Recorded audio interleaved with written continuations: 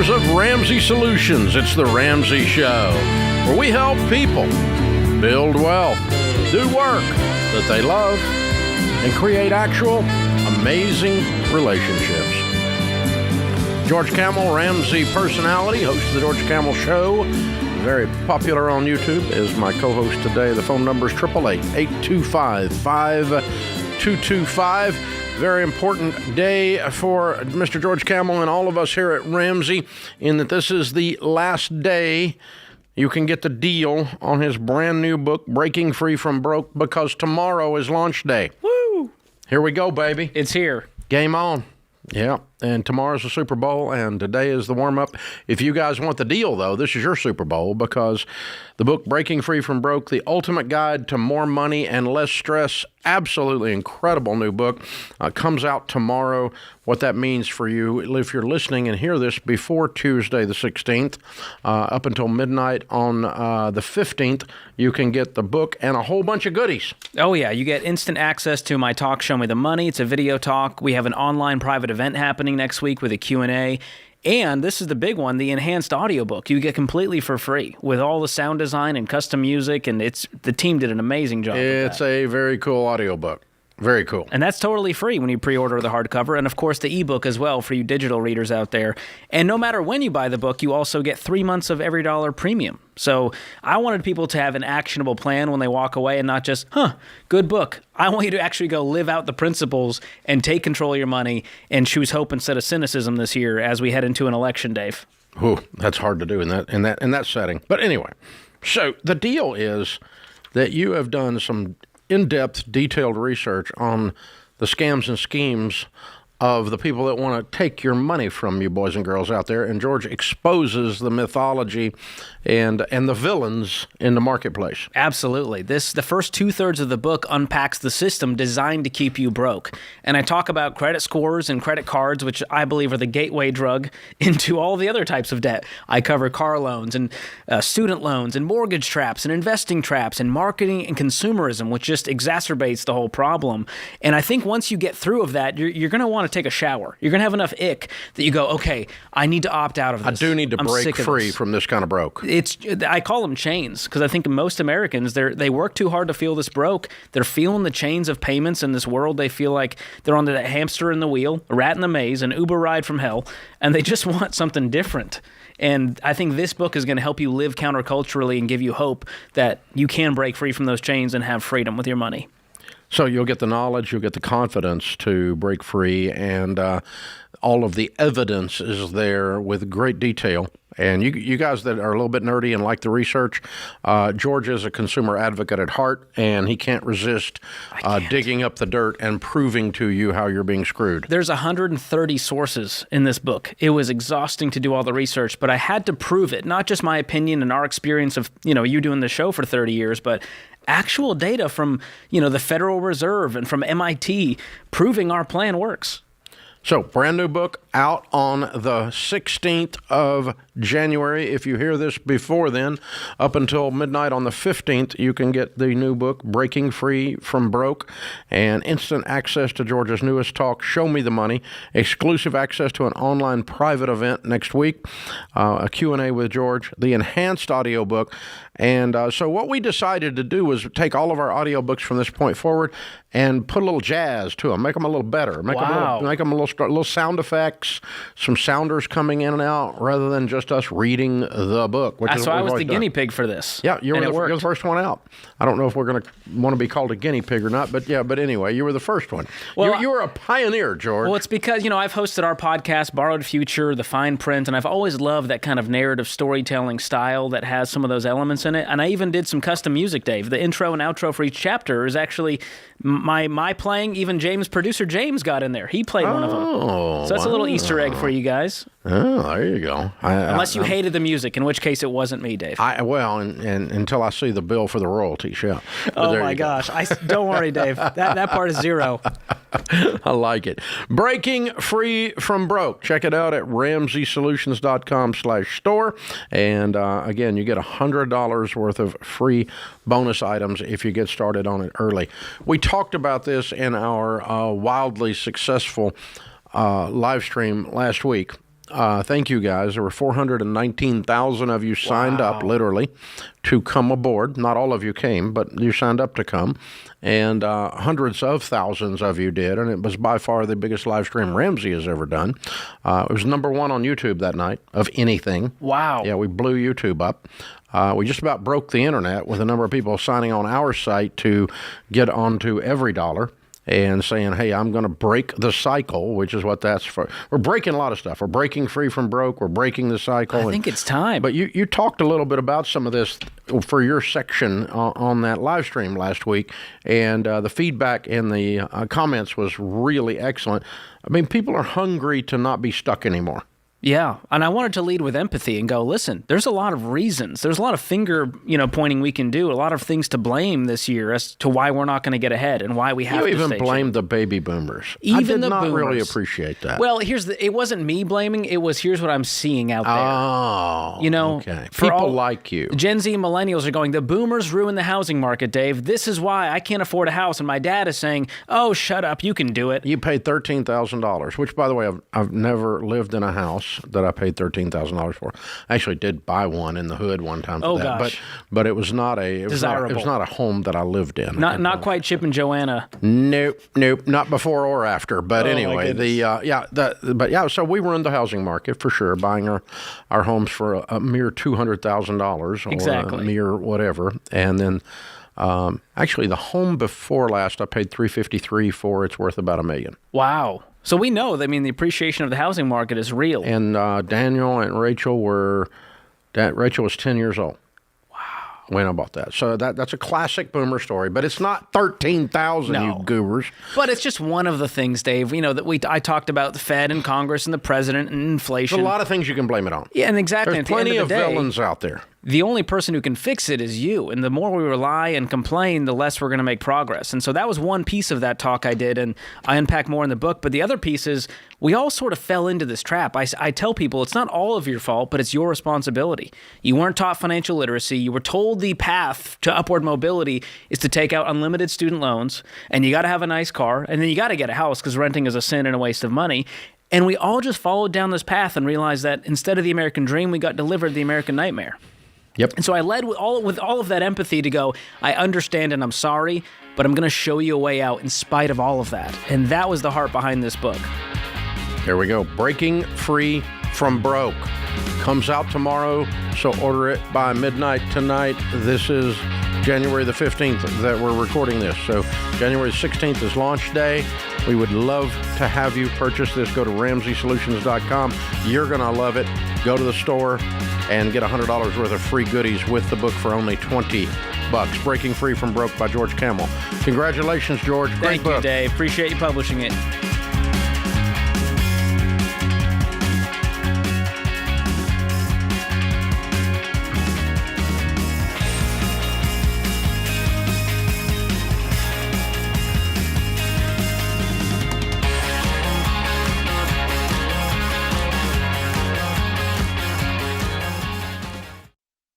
Hey guys, Ramsey Solutions started small and grew fast. Because of that rapid growth, there were times when our systems slowed us down. That's why we switched to NetSuite. It works for us and it'll help your business too. Whether you're starting on a card table like I did, or you're well on your way to becoming a multi-million-dollar company, NetSuite can scale with you and help you communicate and plan better. Because you know your day-to-day up and down and sideways, but accounting, analytics, and supply chain are on another level. So maybe you're just not tech savvy. That can be okay. NetSuite will help at your speed and whatever your situation. More than 37,000 companies use NetSuite to know their numbers and their business better. So check out NetSuite today and find out how they can help you become the business you want to be 5 or 30 years from now. And right now, you can download NetSuite's free KPI checklist designed to give you consistently excellent performance at netsuite.com/Ramsey. That's netsuite.com/Ramsey.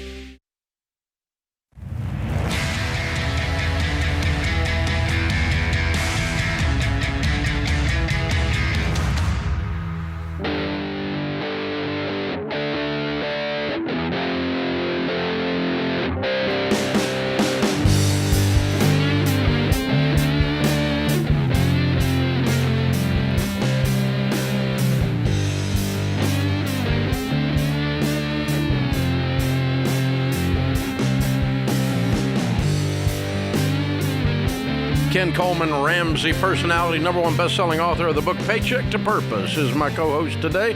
Thank you for joining us, America. We're so glad you're here. Open phones at 888-825-5225. Christopher is with us in Dallas, Texas. Hi, Christopher. Welcome to the Ramsey Show. Dave, I am a fellow believer, so you are Brother Dave to me. It is an honor to be on your show today, man. Oh, we're honored to have you, sir. How can we help? All right. I'm 28, married with 2 under 2. I work for a church making $43,000 a year take home. We are nearly done with baby step 3, and we have enough for our bills, but things are tight. I have a friend and mentor twice my age who is a successful businessman. He knows our financial situation and offered me a business opportunity that he has proved with someone else. He suggested trying it independently or taking a $10,000 investment from him for faster growth with, of course, a share in profits. I hesitated because of our close relationship, seeing it as a personal loan, and the thought of trying to work hard and fast to make back his investment caused me great anxiety. When I expressed interest in starting the business without taking his money because of viewing it as a personal loan, he got very upset, claiming that it was a weak excuse for not wanting to admit that I could make more money on my own. He acted like I was trying to pull one over on him and that he was going to call my bluff, but my heart truly did prioritize the relationship over potential business gains. So my question is, was I wrong to view the investment as debt? And did I miss out on an opportunity, or did I do the right thing following my gut and not adding anxiety in my life? Is this just a conflict of different ways to use money? Sorry, No, this is a butthole. Mm-hmm. Okay. I mean, what kind of guy is a mentor? Yeah. And then sets you up to get you into something he wants you into, and then is mad because you won't do it. That's not a mentor. He violated mentor ethics. That's right. That's a manipulator. Oh, wow. That's what that is. That's a manipulative move. Yeah, big time. The relationship, by the way, isn't anywhere near what you think it is. And let me just say, as a guy who still have older mentors in my life, and I talk with them regularly, a true mentor, as Dave said, would never react that way. That relationship isn't anywhere near what you think it is. And I hate to tell you that, but you need to be aware of that. Yeah, I would take his name off the mentor plaque. Yeah. He gets the mentor plaque beside his name. We have to take that plaque down. I like that. We have to put up a different plaque that just says, guy who wants money plaque. Yeah. No, that's not, a mentor wants your best interest at heart and has absolutely zero conflict on their part. Mm-hmm. And so he was way too emotionally and otherwise invested in you doing this. Mm-hmm. Okay. Like, if I'm mentoring someone, which I don't do very often for this exact reason, but and I say, hey, go do this, and they don't go do it, they don't get anything from me, but the next time I get ready to tell them something, I might hesitate. Mm-hmm. But I'm not going to go, I told you not to do that. If they come back and go, you told me not to do that and I screwed this up, okay, learning experience, that's fine. But I'm not, I don't have to search someone down and defend my ego when I'm in the mentor seat. That's wild, man. It's kind of heartbreaking because you really depended on this guy. It was really deflating. Yeah. Yeah, it was really deflating, and it seemed like a really good opportunity. It's like your dad talking down to you. Mm. Yeah, pretty much. Yeah.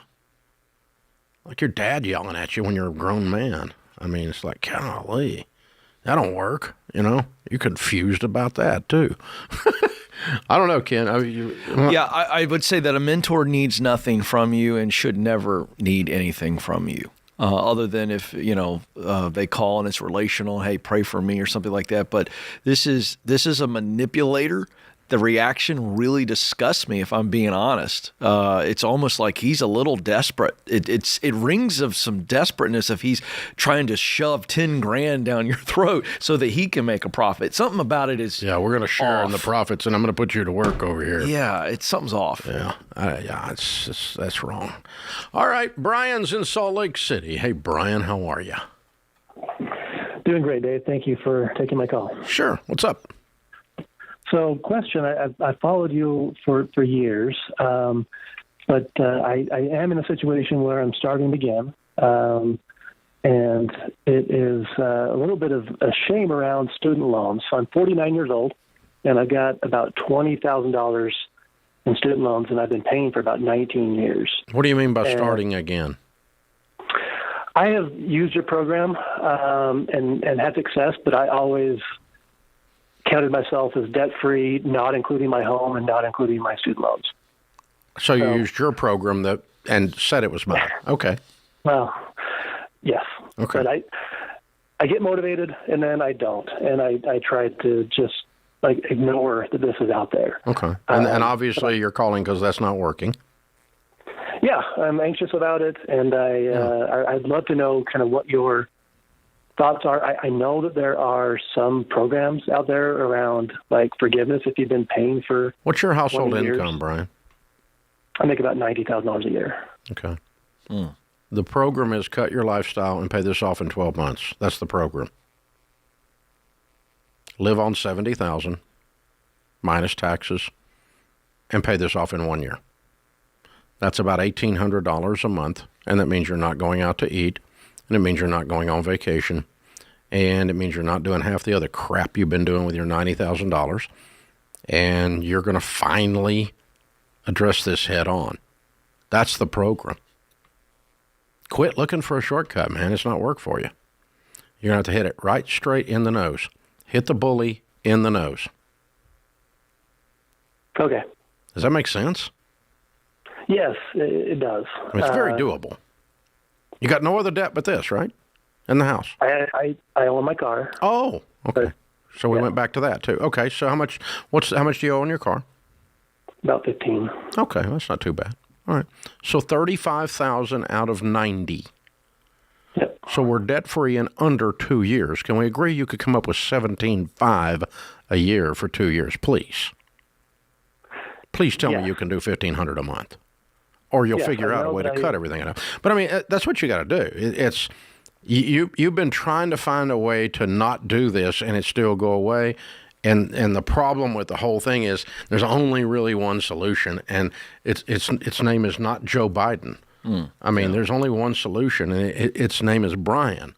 Because I'm not going to pay it off. You are. Brian, do you have any margin in your budget at the end of the month? Yeah. How much? I haven't been good at budgeting, but I'm not. I wouldn't consider myself living paycheck to paycheck. I have a little bit of savings. Give me a round number, a given month. I understand you have been disciplined, but what's a round number each month that you know you've got margin on? I'm not sure if I fully understand your question, Kim. Right, do you have how much can you scrape together in your mind right now a month to throw at this? Yeah. I could come up with, I think, between $700 and $1,000 a month. Okay. All right. And then when you start doing your budget, you're going to get that to $1,500, and you're going to be done in under 2 years.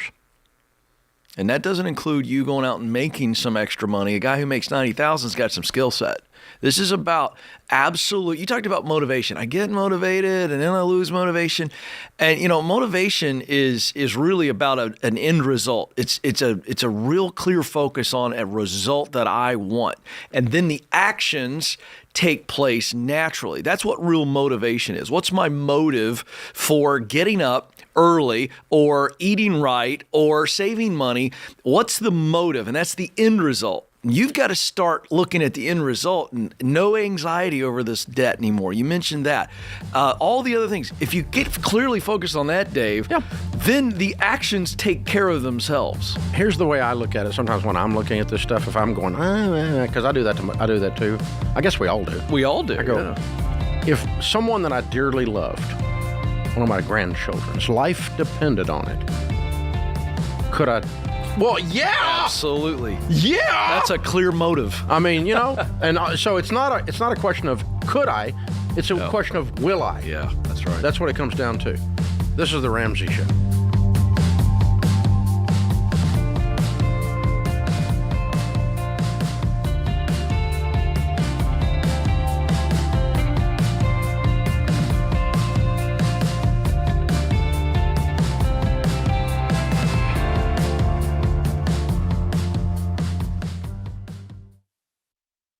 Hey, folks, you know that sinking feeling when you make an offer on a house you love and then you hear there's another offer? You need the Churchill Mortgage Home Buyer Edge. Super fast pre-approval and a secured interest rate, plus a $5,000 seller guarantee gives your offer the best chance of being accepted. The Home Buyer Edge from Churchill gives you an advantage over those other guys. Go to churchillmortgage.com today to learn more.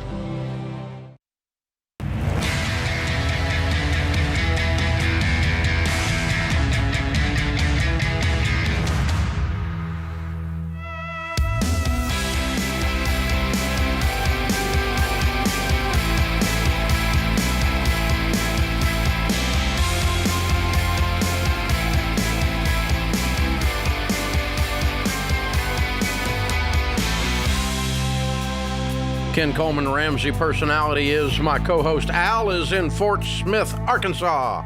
Hey, Al, how are you? Doing okay, Al. Thank you so much for taking my call. Sure. And just to let you know, I am a long time listener, and this is my first time ever to call. Well, we're honored. How can we help you today, sir? I'm honored too. So question is, this is about paying off mortgage versus leaving the money in investment. Mm-hmm. The mortgage is about $188,000 at a 3.375 interest. Mm-hmm. We owe about 26 more years on it, and I am 65 years. Well, I'll be 65 in May. Mm-hmm. The investments are roughly $600,000, making about anywhere from, say, 6 to 8%, a whole bunch of mutual funds based on what you told me over the years.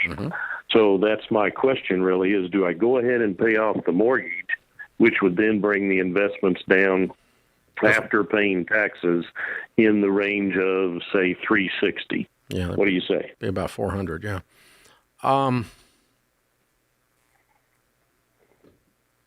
Well, the way I do these things is I reverse engineer it, and then I see how that feels. Let's pretend that you had a debt-free house and $400,000 in investments. Okay. Would you go borrow $188,000 at said interest rate to put more in your investments? I wouldn't. Okay. I wouldn't. Yeah. Yeah, I wouldn't. That wakes me up when I look at it that way. And all that is the exact same thing, but backwards, right? Right. So the only thing that gives me a little bit of pause is if you told me you had 600 left over or 800 left over, I'd go in a heartbeat, go do it. 400 is kind of like, it's a lot, and you've done really well, but you're going to have to be careful to not, go on a spending spree or something, which I don't think you're going to do. It doesn't sound like you. No. And I agree with you that 400 would be on that edge. Yeah. Because I've ran the retirement calculators, including yours, and it puts me on the edge. Yeah. With no house payment, I mean, I always use just on the high side 8% of the nest egg. And so, that's what, what does that come out? $32,000 a year, right? Yep. Or $320,000. Yeah, $32,000 a year. So, you got $2,500 a month coming in plus Social Security. Do you have any other money coming in? As a revenue stream, no. Okay. We bring in about 118 gross per year right now. Working. You're still working. Yes, I'm still working. Yeah, okay. All right. But, I mean, if you retired, you'd be on 8% of that max of your nest egg with no payments in the world plus Social Security, right? So you'd have about half what you got now coming in, but you'd have no house payment, and you'd not be but of course the longer you work, the more we change that 400. That does change the equation. That's correct. Yeah. Plus it'll change the Social Security. Yeah. No, not enough to worry about. I wouldn't keep working for that. But I like working because I like accomplishing things. I like helping people. I like the sense of traction that it gives me. And I don't mind making money. I like doing that too. So as long as you're doing that, I think I'd keep going and I'd pay it off today. I mean, there's something to be said to not retire. Everybody thinks you have to retire. You don't have to retire. No, in fact, retirement can look however you want it to. You want to work 20 hours a week, 25 hours a week, doing something that keeps you mentally and emotionally And I'm not active. talking about wood shop. No, you don't have to. Talking about go do something in your career field, in your discipline where you make some bank. Yeah, and you're doing And something you might do business coaching and make more in 20 hours than you're making now. Right. Yep. I mean, something high, with a high level of sophistication. I mean, when sometimes people say, I'm going to be a fishing guy. That's not what I'm talking about. No, listen, I just read an article last week that hiring managers, with the wave of Gen Z coming into the workforce, they are actively trying to hire older people.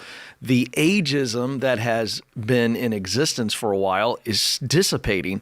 If you're in your 60s, you got some skill and experience, you're a great locker room presence for hiring managers. They'll hire you now. So to your point, you can stay active longer and work and do really well because companies are looking for that older, seasoned veteran, if you want to use that football analogy or basketball analogy. I have not heard that, but I've got an instant theory that pops into my head. What's your thought? Well, the thing that I'm hearing all over the place in the leadership circles that I'm running in and where I'm doing entree leadership stuff is that Gen Z is highly skilled in their disciplines, but a lot of them have soft skill problems with relational skills. That's correct. And putting that old dog in there that's very relational, almost to mentor and train just by their mere presence seems to make a lot of sense. It does, and it also squares with the data that Gen Z, over, I want to say about 52% of Gen Z reports saying they want to actually work in the office because they want to be mentored. Keep in mind, one of the effects of this generation, of the helicopter parents, Gen X and millennial parents, is that these kids have been guided in helicopter to the point that now when they get in the real world, they actually are craving the good ones with character, not the ones we see on TikTok. They're craving some older mentorship in the office. They want that older guy. The tough old coach. They do. Someone they feel safe with. Hey, this old guy is going to take care of me and show me the ropes. He loves me, but he's going to bust me. Yeah. Yeah. But they feel security in that someone's going to show me what to do. So there are some benefits. My point here to our greater audience is don't assume that your value drops in your 60s. The data says otherwise. That's interesting. And certainly that's true for Al. We didn't stay with Al long enough to find out what his actual career is, but he's obviously making some money, 6 figures coming into the house. So, and I was also going to ask you, depending on how much his house is worth, does that change your advice there on that? No, because here's the thing. The largest line item, folks, in your budget in any time in your life, the most expensive item in your budget is housing. Mm-hmm. Your biggest expense. Even if your house is paid for, it's still your biggest expense with taxes, insurance, and maintenance, right? So it's still, housing is your biggest expense. When you can do away with the payment part of that expense, it stabilizes your golden years. When you go from 60 to 90, that 30-year period of time with no house payment, with that kind of stability, it changes your emotional state. And therefore, it actually affects your health. Mm-hmm. Because you're not, as Dr. John Loney says, you're not carrying around that stress between your shoulder blades, but which debt is stress between your shoulder blades. Whether you actually remember it's there or not, you don't. All right, and I like that. And this is safe money, too, because as they get older, maybe they need to go into some assisted care. That house is sitting there. That's money waiting for them to cash out. Yeah, and it is one of the two things that we see with the people that have the first $1 to $5 million of net worth. Your first $1 million up to your first $5 million is a paid-for house and a big old 401k, and he's got both. Yep. Now, or he's about to have both if he does that. So Al's done a really good job. Yeah. He's in the top probably 4 or 5% of Americans financially in his situation. He's done excellent work. And even at that, we're saying, I wish it was a little bit more. Sure. But he's making $100 a year. So you start load that 401k up, load the IRAs up, anything else you can load up for the next, and work 4 more years. Yeah. That all of a sudden, then that becomes a no-brainer, right? That changes everything. If you had to retire today on that, that's when it kind of gives you, I want to take a little bit of a breath there. Right. Pretty crazy. But isn't that a wonderful thing, though, that guy has been listening all those years to us and has gone and done the stuff and is in really, really good shape. Congratulations, sir. Very proud of you. Very, very, very well done.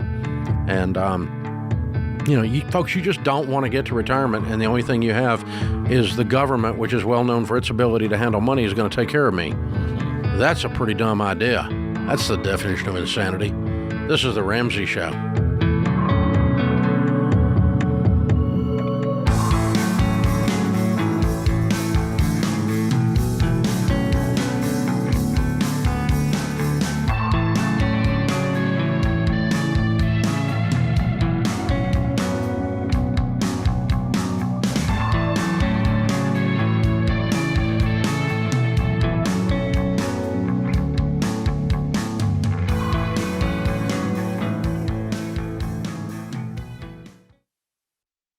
Hey guys, I've told you before about Christian Healthcare Ministries, a health cost-sharing ministry. But listen to Jenna, a CHM member. She says, one of my biggest concerns about entrepreneurship and motherhood was figuring out how to take care of our health expenses. But we have found a solution that works for us in an incredible way. She loves that with CHM, she can help other families who need it and receive help back when her own family has an eligible medical event. CHM has been a godsend for Jenna. That's her CHM story, and it could be yours. Learn more and join at chministries.org/budget.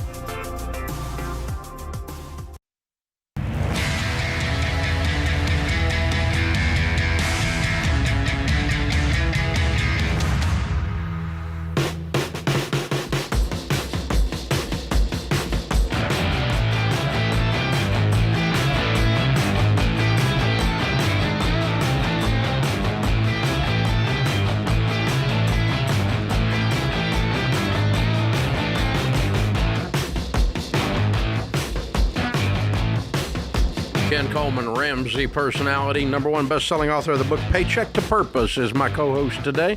Thank you for joining us, America. Josh and Claire are with us in Des Moines, Iowa. Hi, guys. How are you? We are good. Cool. How can we help? Well, we had a question if we should sell our house and move and rent, or if we should stay put. And the reason we're asking is because we have some debt, and we both drive about 40 minutes each way to our jobs. Which wasn't how it was when we bought the house originally. Okay. All right. How much debt do you have? Combined without the house is about $100,000. On what? 86,000 on student loans, about 10,000 on a car. Yeah, and that's it. What's your household income? About 90,000 a year. Okay, cool. All right. And what's the house worth? About 200. What do you owe on it? Say that again. What do you owe on it? About 175,000. Okay, so by the time you sell it, you don't have much equity, if any. No. Okay, so it doesn't really pay off any debt. It just gets rid of the house and you move closer. Mm-hmm. Okay, so it doesn't pay off of $100,000 in debt, right? Am I missing something? So No, we're just wondering. You just want to move closer to work. Well, that and the cost of renting versus paying the mortgage, is it worth to be closer to work? Well, that's what I want to know. A little bit. So what's the difference? Give us the difference between what the rent would be if you move closer versus your current mortgage. Our current mortgage is about $1,500, and rent will be about $1,500 to $1,700. Okay, all right. So let's pretend it's $1,500. All you did was just trade a mortgage payment for a house payment, but you got considerable blocks of time back, which I would then use to make extra money and work more and get this debt paid off. That would be the goal. I think just doing that and spinning your wheels, I would not do. Okay. We also just had a baby boy about 3 months ago. Congratulations. Thanks. So we're still trying to figure that out, too. Yeah, well, you're not sleeping now, so that's it. That's true. I want to know what Claire thinks. Claire, if all things were equal, would you rather be closer to where you work, or is it easier to change jobs as opposed to change the house situation? I know you guys have thought through this. Yeah, so the original thought was that when we bought the house, I was like 15 minutes from my job, and Josh was like 40 minutes from his, which we knew was a sacrifice being in the metro. Mm-hmm. We knew somebody would have to drive. But right now, Josh just finished his master's in educational leadership, and so we're not even really sure how long we're going to stay in Des Moines, but it feels like he leaves at 6:30 and doesn't get home till 5:30. I'm an occupational therapist, so my schedule is just flexible everywhere, and so it feels like, the time, it's hard to figure out, like, is it worth the same cost and the effort to sell a house versus rent, but like we would get some time back, and especially with a newborn, it feels like time is more important than everything right now. So, I don't know. We're just trying to balance that out. Well, what's your gut telling you? Before we weighed in, where were you leaning? I was leaning towards selling to get time back, but that's the call I would make. So as a parent, I'm thinking through that, and I'm also thinking about the fact that with Hubs here, Josh getting the master's, we don't know we're going to be in Des Moines long term. I like the flexibility, and it looks like the rent is a wash, basically. You said it's about $200 maybe difference, and to get that time back, as Dave said, we got that time to hustle a little bit, pay some debt, but I think renting at this point gives us options if we're moving. I kind of like that as a bridge. What do you think, Dave? I feel like options right now are better since they don't know they're there long term.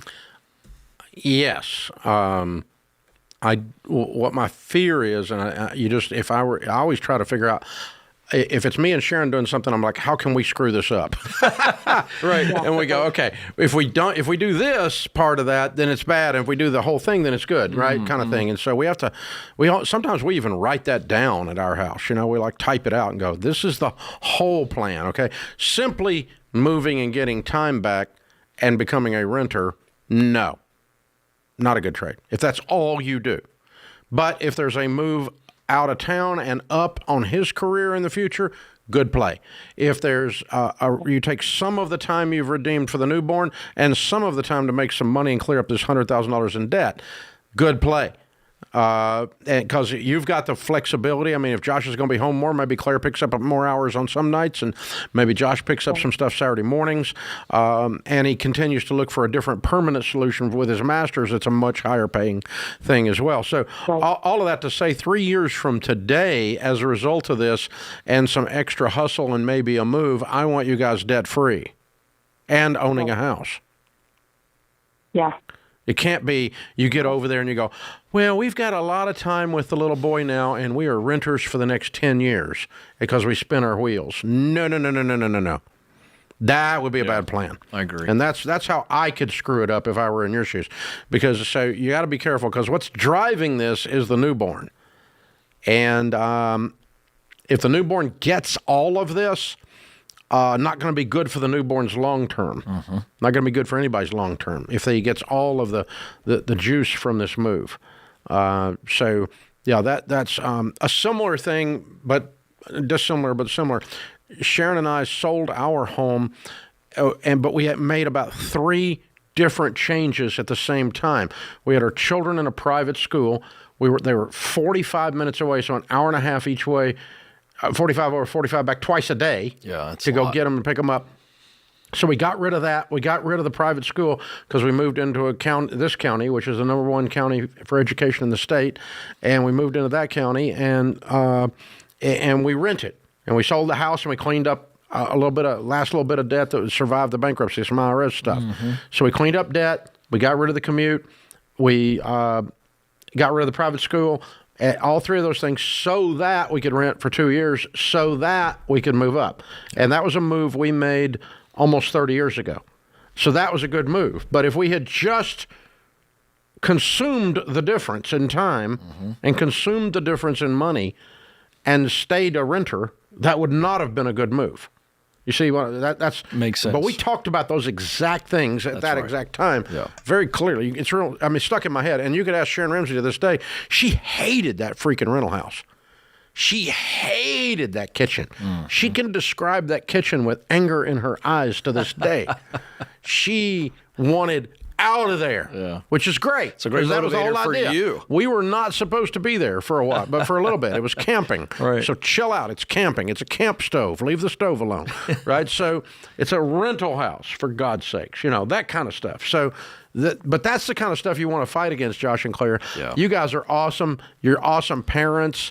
You're obviously thinkers.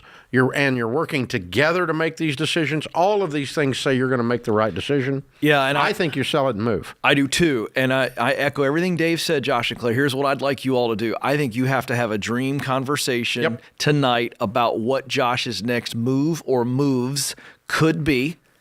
And let's figure that out. That will determine the rest of this. And that's what Dave just laid out so beautifully. Like, where are we headed? What's the 20-year, 25-year play?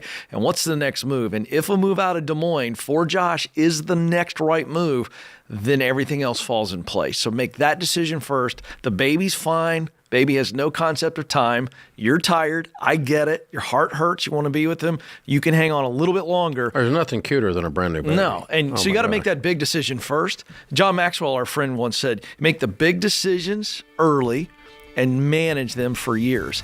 This is one of those decisions. Mm-hmm. Yeah, it's a big rocks in the glass first, then the next little, then they put the sand in last. It'll hold a lot more. That's right. Put the big rocks in. Yeah.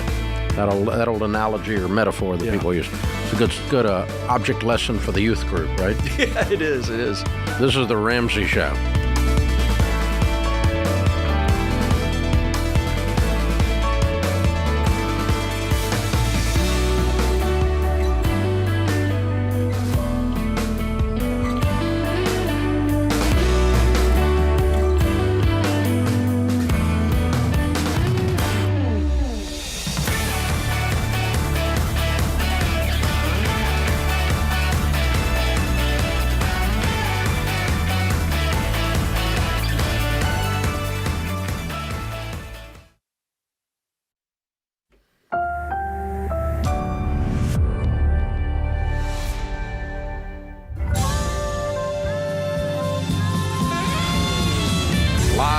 From the headquarters of Ramsey Solutions, it's the Ramsey Show, where we help people build wealth, do work that they love, and create actual amazing relationships. I'm Dave Ramsey, your host. Ken Coleman, Ramsey personality, #1 best-selling author of the book From Paycheck to Purpose, and host of the Ken Coleman podcast, is my co-host today. Be sure you jump in and talk to us. The phone number is 888-825-5225. Abraham is in Lincoln, Nebraska. Hi, Abraham. How are you? Hello, I'm doing good. Thank you for taking my call today and helping out. Sure. What's up? So essentially, I'm in the chemical engineering field, and in my current position, I have a great manager and I have a great job, and a job that I enjoy a lot and I get to travel quite a bit for. However, I do know that in comparison to other positions out there that are of similar work or that would have the same experience that I have, I can probably get $20,000 to $40,000 more. What do you make? With that in mind, I'm sorry? What do you make? $100,000. Okay. All right. So you think that you could change companies and make 140 doing exactly what you do now? Probably even less stress and less work, to be honest. Okay. So my question is, if I would like to keep my current employment, but with the added benefit of the additional salary, what is the best way to bring that up with my manager? And how do I assess even if it's worth it at all, and just go pursue a different how big a company? It is a global company. Okay, so it's not 100% up to your manager. No, but it is run. Their company's run pretty lean, and it's similar to your company where it's a single-owned, owned by a single person, and that family culture kind of penetrates through and through. Okay, so here's what I want to dive into. 2 times you've mentioned the idea that this is either highly stressful, maybe you've got some balance issues. Is that true? Am I hearing that? What's going on with that? The stress part that you've mentioned. there's a lot of requirements and a lot of expectations that I am able to meet, but it's still enjoyable. So let me ask you this. If I called your boss right now and Dave and I made it happen behind the scenes and we called you back and said, hey, good news, we got you that 20 to, let's split the difference. We got you the 30K bump. What would your reaction be? I'd be very happy. Would you even be thinking about going to these other companies where you could make more and do less? Would you even be thinking about it? Okay, so I think that has to be the perspective. So my advice is pretty boilerplate on this. I'm sure Dave will weigh in, but I'm going to put myself in your shoes, but I'm thinking about your leader. And Dave's right. In a company this large, it's the sole decision on your raise is not in your leader's hands. That's going to have to go up.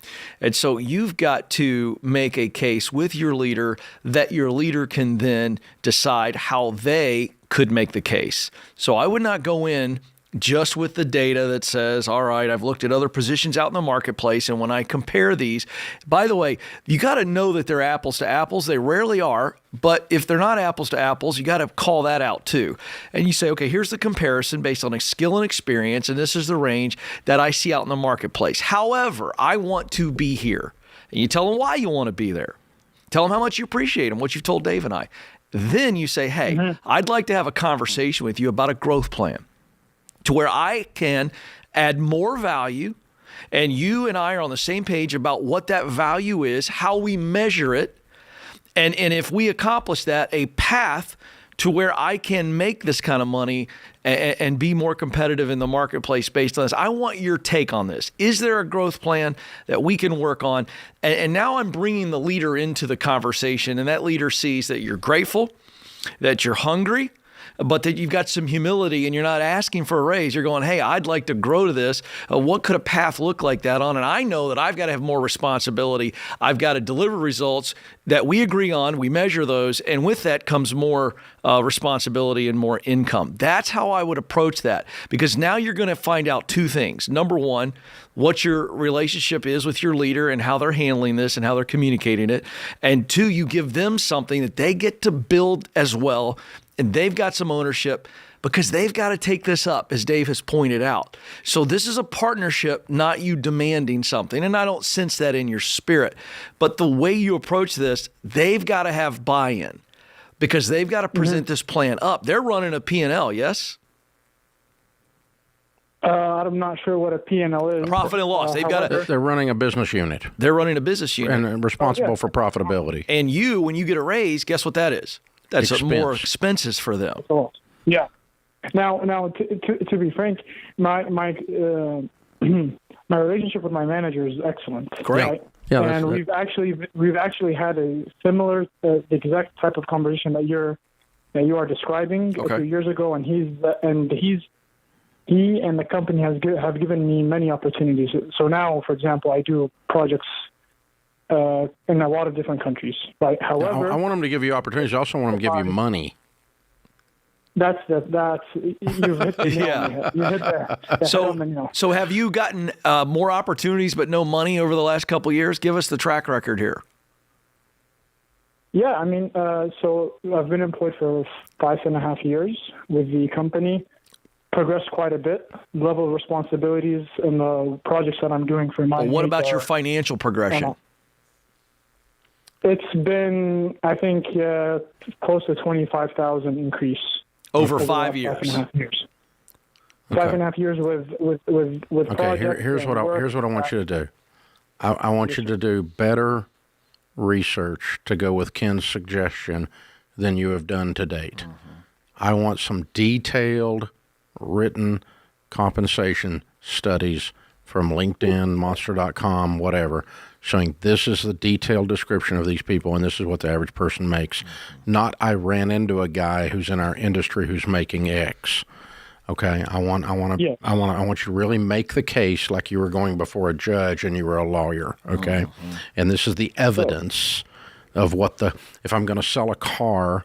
Here's the evidence. It's not I had a feeling or I had a friend once who sold a car like that.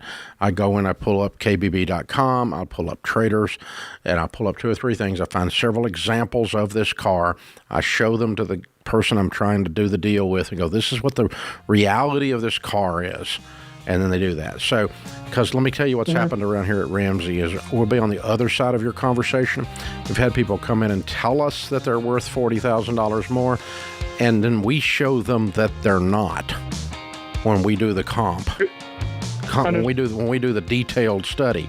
And then sometimes they come in and tell us that, and we do the comp study and we go, oh crap, they're right, they're underpaid, and we pay them. We raise their income. And both of those have happened this year. But sometimes the person bringing it doesn't do their homework. And I want you to do your homework before you have this next conversation and say, I don't want to leave, but I do want to make market. How are we going to work this out? This is The Ramsey Show.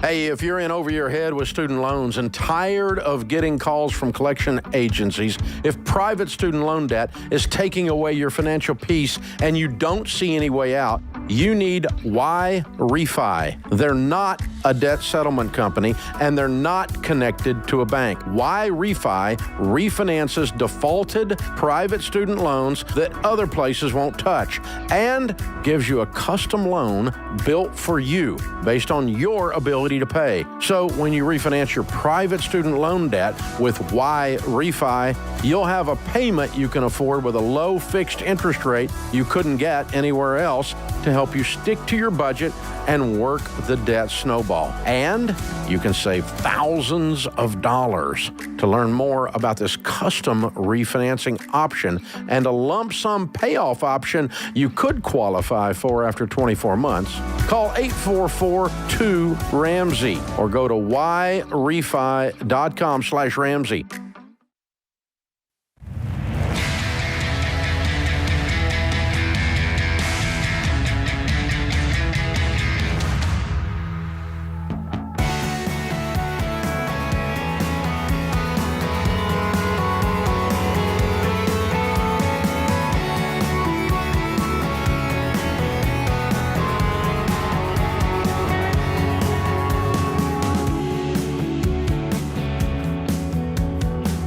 Thanks for joining us, America. We appreciate all the help you've given us in the past year.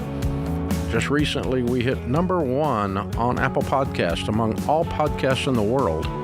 That's kind of mind-blowing. Over 1 billion downloads of this show now. That's really mind-blowing. Billion with a B. That's like a lot. Thank you, guys. We appreciate that. And you know what's part of the reason is you guys are helping us. You're sharing the show. Thank you for sharing it, clicking the subscribe button, the follow button, the share button, the like button, the 5-star reviews.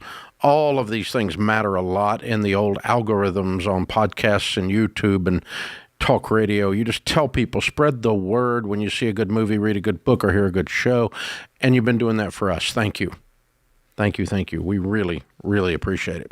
Our question of the day is brought to you by Neighborly, your hub for home services. That first time you turn on your heating system every year, it can smell funny and maybe even make some noises.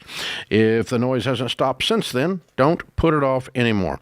Contact AirServe to service your HVAC. AirServe is a Neighborly brand dedicated to superior service. So find them at neighborly.com/Ramsey today. Today's question comes from Joseph in Georgia. I'm 22 and didn't go to college. I feel stuck in this customer service job I have, making a little less than $30,000 a year after taxes. I had a few other jobs besides the one I just mentioned, and my favorite was in asphalt paving. I was making the same hourly rate, but within a few months I made close to that yearly amount due to all of the overtime. The paving job left me with no more than around 7 to 9 hours to eat dinner, shower, and sleep almost every day, which I hated, and it drained me. Should I go back to that job or go study something that could let me be in a similar position I'm in now, but potentially make more than what I currently do? Okay. You're 22, number one. Number two, I'm seeing a lot of these videos on social media that after my job, I only have 7 to 9 hours to eat, shower, and sleep almost every day. Those are some kind of life. It's kind of how it is. When I come home from my very non-labor intensive job here at Ramsey Solutions, I'm I in don't bed know. by 10 o'clock. There's lash marks on your back, I think. I know, but I only have, as I see it, about 4 to 5 hours, and my life's pretty great. So I think we need a perspective shift here. So I'll leave it alone so I don't sound like the old man here. But you need a new perspective on what your long-term goals are, as well as your short-term financial goals. What I would say, because I worked in the masonry industry in college. Hardest job I ever worked in my life. I was on the job site at 7 a.m., Dave, mixing the mortar, dumping the mortar in a wheelbarrow, wheeling the wheelbarrow around the job site, which if you've ever been on a home job site, that's like a mogul ski course. That's how you develop those muscles. That's why I am the brawny man I am today, Dave. It's stuck with me. And then when I was done distributing the mortar, I got to tell the rest of the story. It was brick tongs, and you repeat this process all day long. It was a 10-hour day. It was the most back-breaking work of my life. I get it. The asphalt paving is a very, very intense job. In this situation, I would look at most of the trades. I really would, because the amount of education you need is minimal. The cost is minimal, but the long-term return on the investment of time and money in the trades is absolutely spectacular. In fact, for those of you that are younger and you think I'm kind of the old boomer, I'm actually an Xer, but just go on TikTok. It's where you like to hang out and look at all the TikToks of plumbers and HVAC people that are making well into the six figures. The trades are the great secret right now for this young generation. So I would be looking that direction. But if you want to win, young Joseph, you're going to be looking at that same schedule. You shouldn't be having 10 and 12 hours of free time if you're serious about working. It's just not a reality. And I don't know where that came from, this idea that I need 8 to 10 hours a day of free time. I don't get it, unless it's the college schedule. A lot of partying going on. Yeah, I don't think asphalt's in your future. See, I think you boiled this down to two bad things and trying to choose between them. Mm-hmm. A bad $30,000 a year customer service job and a back-breaking asphalt job. Those aren't the only two choices. Obviously, the choices are infinite. And so pick up Ken's book, From Paycheck to Purpose. Start thinking about where you want to be when you're 30, if you're 22.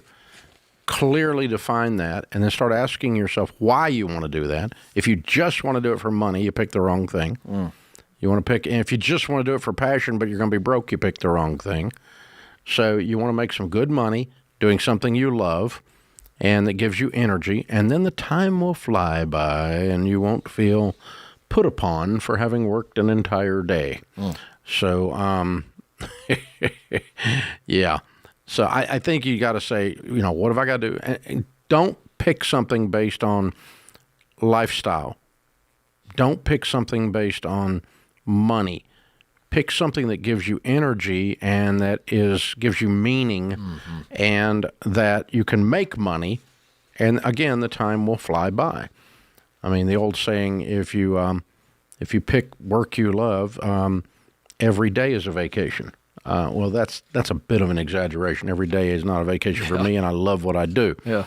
But some days are harder than others, and some days are, even the thing you do turns out to be work. But most days, I do this show for 3 hours every day, and I have for 30 years, and those 3 hours fly by. I look up and go, wow, just a minute I was on there. It's the company you keep. I mean, how could you not enjoy 3 hours with me, Dave? That's it. And this, hey, can we the brawny man over here, the brawny brick tongue guy. Yeah, I know, it's terrible. But, hey, you know what? Benjamin Franklin actually said this. You see all these quotes about these old famous people from history. He actually said this, and it's this advice that Joseph and this young generation needs to understand. He said, early to bed, early to rise makes a man healthy, wealthy, and wise. And I think we hear that when we're little kids at some point. We think, oh, it's a cute little nursery rhyme. No, that's actually a man. If you read and study Franklin, I know you and I have, the man was maniacal about his daily schedule, very intentional, and as a result, one of the greatest citizens of the world. Forget American history. I'll guarantee you that has played an element in the level of success I've personally enjoyed. I know it because has. I am when I was growing up, I was naturally a night person. Mm-hmm. I mean, in college, I could stay up till 2 a.m. I never thought anything about it, and I'd sleep till 10. Yep. And And I never took any early classes because I was lazy, didn't get out of bed. I was the same way. And but when I graduated from college, got married, became an adult, and quit partying all the time, met God, I started going, okay, I'm gonna dedicate the first hours of the morning to my mind, my body, and my relationship with God. And so I'm going to read. I'm going to do some kind of exercise. I'm going to spend some time with Sharon. I'm going to spend some time in prayer and with Scripture. And Sharon and I have gotten up at 5 a.m. for, 30 years. Wow. Yeah. And we go, and we were old people before we were old people. And, we go to bed and we get up. And, by the time I get to the office at 8:30, I've done half a day's work in one way or another around the house and, all that stuff. And I'm not bragging on me. I'm just saying the stuff that I get out of my scripture and my prayer time in the morning, the stuff I get out of reading a good nonfiction book in the morning, making sure I'm connected with Sharon and we've got the day laid out. And by the time I get to work, I'm not stumbling into the first meeting fuzzy and hungover. That's right. That's exactly right. And I haven't, in 30 plus years. So that's, worried about my leisure time. Yeah. Instead, I've got a early to bed, early to rise makes you healthy, wealthy, and wise, and it does do that. It does do that. Franklin was onto something there. So something to think about. You set your morning schedule. I met a guy when I first met God that knew the Bible inside and out, and I said, "How do you do this?" He goes, "Well, I read I read 3 hours a morning on Scripture." I'm like, "How do you read 3 hours?" He goes, "Well, I start at 4. Yeah, that'll do it. How do you start at 4? How do you get up? He goes, "Well, if you want to get up that early, you got to go to bed early." Yep. Oh, there's that. Okay. This is the Ramsey Show.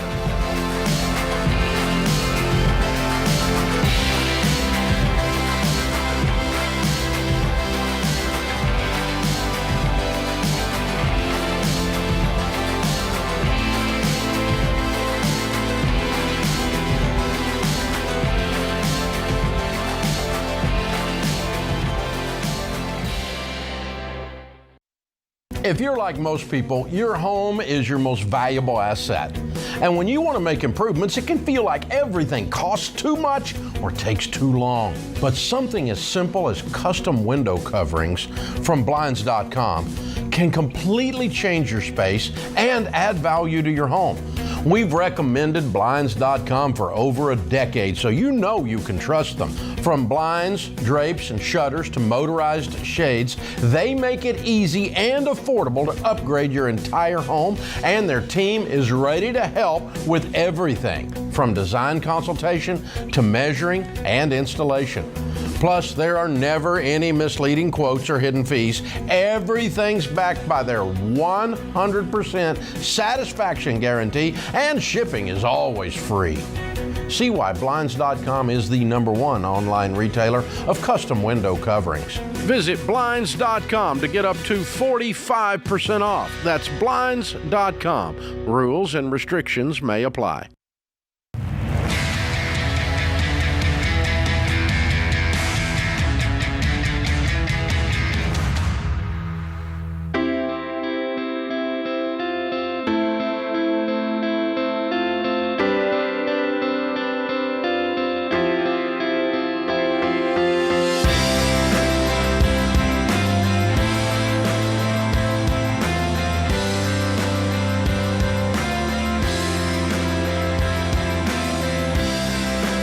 Ken Coleman, Ramsey Personalities. My co-host, Cammie, is with us in Sacramento. Hi, Cammie. Welcome to the Ramsey Show. Well, you got to push the button, old Dave. Did I push it? I did push it. Hi, Cammie. How are you? I'm good. Thanks for taking my call. Sure. What's up? I am calling because I want your insight on how I should start with long-term investing as a 21-year-old with no debt, no credit, and about $40,000 in savings. Way to go. Yeah. What a great head start. Thank you. You're obviously very smart. How did you learn all this?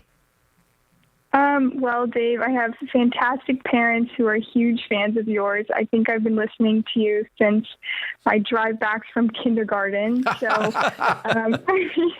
You're a financial peace baby. Okay, I love it. That's awesome. Yes. Well, then you know that we teach folks to stay out of debt, which you have done, to have a plan, which you have done, to have an emergency fund of 3 to 6 months of expenses, which you have done, and then start investing 15% of your income into your retirement, first with a match, second with a Roth, and third, just make sure you get 15% in there. And once you're doing that, any money you have above that to save and invest, I'd start saving towards my first house. Okay, and I'm curious about having the no credit, what your thoughts are on that, because I know you talk about buying your house in cash and kind of your process with that. Well, buying a house with cash means you don't need credit, number one. Number two, if you don't have credit and you want to buy a home with a mortgage, you do that with what's called manual underwriting. Not all mortgage companies know how to do that anymore. Churchill Mortgage, that we've endorsed for almost 30 years, does know how to do that, and they can help you do that. If you're steady on your rent and you've been on your job 2 years and you have a good solid down payment, you do not need a credit score to buy a house. You get the same premium, excellent interest rate as if you had a very high credit score when you do a manually underwritten situation. You're not there today because you set some of your 40 aside for your emergency fund, some of it aside towards your first house, but that's going to not put you in the housing market today. But you're well on your way, and you'll certainly be there in your early 20s without a doubt. So, excellent question, Cammie. Way to go. Wow. Yeah, I wish more people would pay attention to these calls. Fast forward, she starts investing 15% right now. She hits millionaire status at what age, roughly? 34. Yeah. Yeah, she have a net worth of $1 million, probably in about 14 years. By the way, the American dream is alive and well. Yeah. Okay. And that's a Gen Z. That's right. By the way. Yeah. For those of you that are Gen Zs and think that, oh, it's all over. It can't happen. Oh, no. You know, oh, God, all the whining that's out there. It's just that's great. The drama. It's like every generation that has come along thinks that the generation before them stole all the opportunity. That's right. There's nothing left. The old people took it all. Oh, brother. And the old people, every generation that's come along, think the next generation's a bunch of doofuses. It's true. It's generational and neither warfare. one are the truth. That's I mean, right. This generation's full of wonderful people like Cammie. Right. We've got a building full of Cammies. That's right. I mean, half of our 1,000, 1,100 people that work here are under 30. Wow. So officially Gen Z. Wow. I mean, we had 4 new people start this morning. I went up to the onboarding and hung out with them and talked to them. Really sharp. Oh, God, they're so smart. And they're going to be great team members. And they care deeply. And, I was just explaining to them, this is going to be the hardest place you've ever worked because you're working with smart people that really care deeply. Yeah. And they're not into internal politics. They're just into getting the work done. And it makes it really difficult because when you're playing for the Super Bowl with the best in the world, you got to play hard. You know, it's good. It's a good thing. But there's Cammies all over the place, man. They're all over the place. I'm thrilled with this Gen Z generation. I think they're amazing. Yep. Joe's in Scranton, Pennsylvania. Hi, Joe. How are you? How you doing, Dave? Thanks for having me. Sure. What's up? Nothing. I just have a question for you. Okay. So I've been investing in real estate for like the past 15 years. I got kind of lucky. I didn't use your advice. I used leverage, but I sold everything. I am debt free except my mortgage. The issue now is the price of real estate. The rate of return on it's like really bad. So I'm thinking, should I keep what I have, go work on something else, just wait, be patient? Me and my wife are a little confused what we should do. Like, she works full time, but it's kind of what I should do with my life now. Just looking for some advice. How much money you got stacked? About $90,000 cash. And the only debt I have is my mortgage, and I owe about $68,000. And you're not working? Well, I work. I manage my rentals. I currently have about 10 units. I thought you sold them. I sold a few of them, and I kept. And they're all the ones you have are all debt free. Correct. Oh, good. Okay. All right. Real estate, I've been buying real estate since 1982.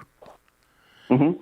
And real estate always goes through ups and downs in terms of rates of return and pricing all over the place. And so, it's very difficult following Fauci's pandemic to buy a good deal because house prices, as you know, shot through the roof. And they stayed there. They didn't come back down. And so that makes the rate of return weird. And so sometimes it takes rent prices a while to catch up. Rents spiked as housing price spiked, but not as much.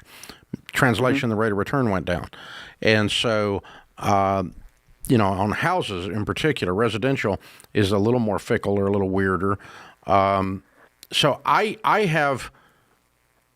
buy a lot of real estate. I love real estate, but I have ebbed and flowed throughout the decades as to, there's times I just sit on the sideline and watch the craziness. I'm not getting in.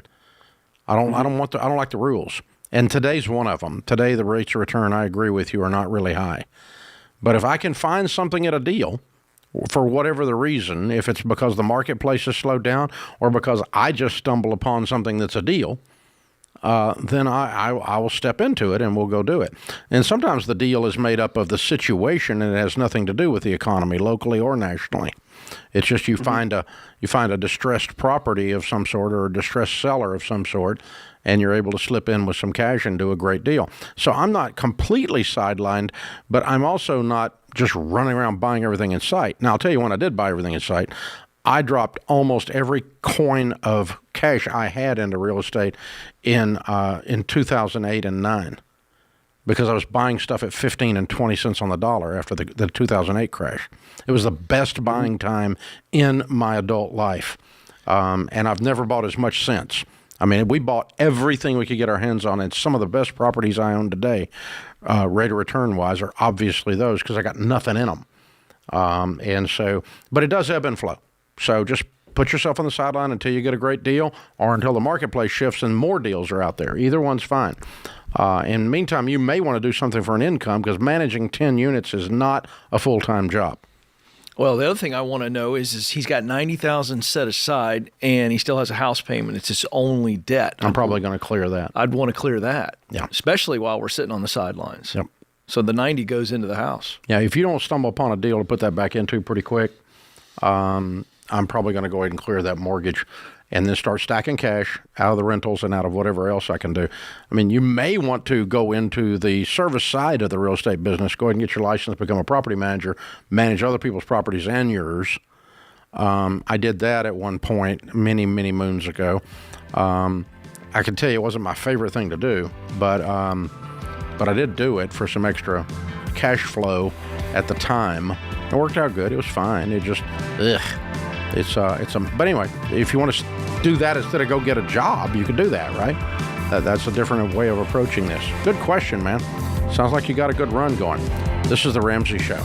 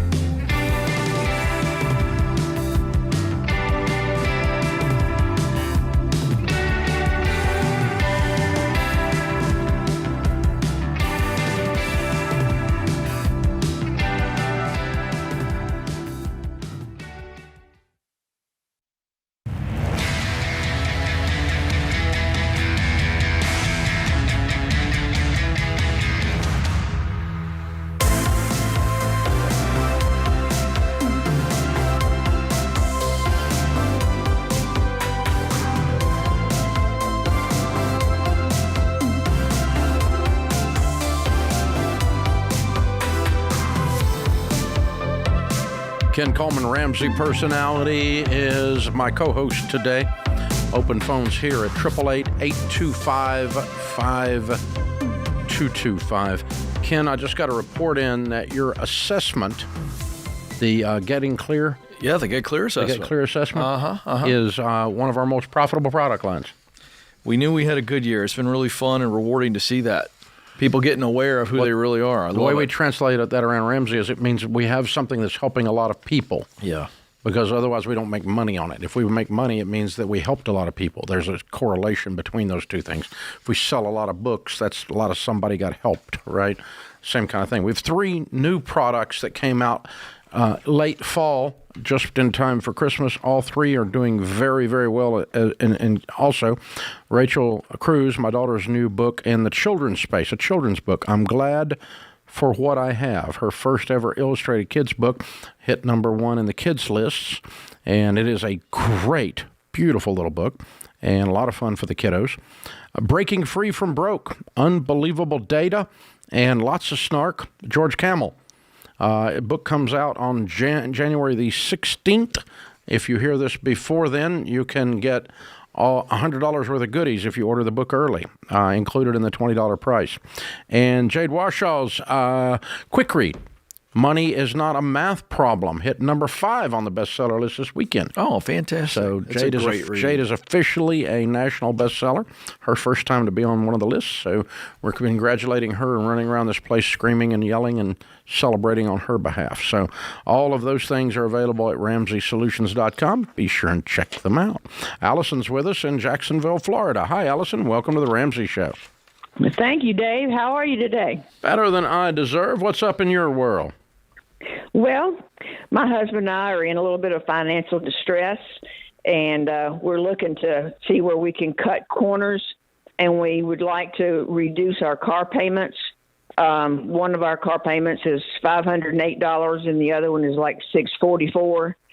And but we're upside down on them, and so we don't have the money to pay the difference of the upside down part. And we wondered, what is your advice on what we would do in that situation? Boy, you're deep in it.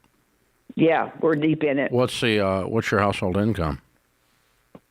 $115,000, and I'm looking for a job. Oh, you're not working. He makes $115,000. Right. Okay, good. Right What will you make when you get? What will you be making when you get your job? Maybe about $1,200 a month. Why so low? Because it's just a cashier type job. Do you have any previous work experience? As a photographer, was a photographer had my own business, but I wasn't a very good business person. I didn't make a lot of money. How old are you two? I'm 58 and he's 66. Okay, you can make $20 an hour, which is a lot more than $1,400 a month at freaking Target. Okay. So I mean, you're going to do a lot better than you think you're going to do if you get out there and poke around a little bit. That's right. Even on an entry level cashier, you can do a lot better than what you're thinking. Anyway, the car that has the $650 car payment, what do you owe on that car? I think we owe around $24,000. Really? What's it worth? I don't know. How do you know you're upside down? My husband tells me these things. Okay. Right. It's an electronic Mini Cooper, or electric Mini Cooper. So did you guys get screwed on the interest rate? Because that's a very high payment for $24,000. Yeah. Our your credit rating bad. is real bad. So they stuck it to you they electrified you with the electric Mini Cooper. Yeah, that's what they did. Yeah. Okay. Yeah. So what year is that? It's a 2023. It's 23. Okay. Sorry, Dave. Oh, so you just recently made this mistake? Yeah. Yes. Okay. All right. So here, let's just give you some numbers as an example to answer your question. Do you know who you owe the money to? Yes. Who? We owe it to the Mini Cooper Financial. Okay. People. What about the other car? Who's it owed to? ViStar Credit Union. Ah. Okay. And that's the $550. Do you know what you owe on that one? $20,000. Okay. I'm going to use that one as an example. Okay. Let's pretend that when you look it up, you find out that car is worth $15,000 and you owe $20 on it. And you're upside down $5,000. You follow my example? Yes. I have no idea. I'm just making this up to show you how it works, okay? Okay. You have three options. One is you live on beans and rice and beans, and save up $5,000, sell the car for $15,000, add $5,000 to it, go down to the credit union, get the title, and give it to the buyer, okay? Option number 2 is borrow the $5,000 somewhere else. Option number 3 on that one is you talk to the credit union about letting you sign a note for the difference. Okay. Now you're going to owe $5,000 instead of $20,000, and on the other one you're $7,000 upside down, maybe. I don't know, I'm making that up, and you're going to owe $7,000 instead of $24,000, and so now we got a total of $12,000 in debt instead of a total of $44,000 in debt. So we're moving in the right direction. We get a couple of beater cars, get this mess cleaned up, and pay cash for a little bit of a move up in car out of the beaters a little bit later. The credit union let me sign a note for the difference. They might. Go down and sit and talk to the manager with you and your husband. Because here's the situation. If they repo the car, they're not going to get even $15,000 for it. So they have currently an unsecured note for $5,000 and a secured note for $15,000. All we're asking them to do is admit it. Okay. You understand what I'm saying? And sign a note for the difference. For the difference. Let me sell it for what it'll bring. I'll bring the buyer in and I'll sign a note for the difference because these payments are killing me. And they might even loan you the money for the amount that you're upside down in that other one. All right. I'd mess with them especially if you got a long relationship with that credit union. But go sit down in person and talk to the credit union manager. Don't do this by email or over the phone. Easy to tell somebody no unless they're sitting across a desk from you. Okay.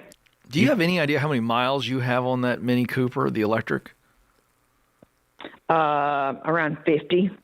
You also need one of the assignments I'm going to add to this. I'm just doing some quick web research, so I don't want to hold you to this, but I would be looking to see if that thing is worth what you owe on it right now, or pretty close to it. You might be able to You might be able to break even on that. Which would be the play. But you got to check that out right now. What's it worth right now? If you sell it private seller. Now, dealership's not going to give you what it's worth, but private seller, I would be looking at that Blue Book value today. Put the thing on the market on Craigslist and Trader.com and get it sold for $25,000. Yeah. Instead of losing money, you gain money, because I'm looking over Ken's shoulder right now. I see $27,000, $29,000 might be the value on this thing. Yeah. Okay. So y'all look at that and let's make sure. Because if your husband is looking at trade-in value only instead of private sale, and that's how he determines you're upside down, then he's just signing you up again for another mess. Because y'all really suck at doing car deals. I mean, everything you've touched around cars really sucks.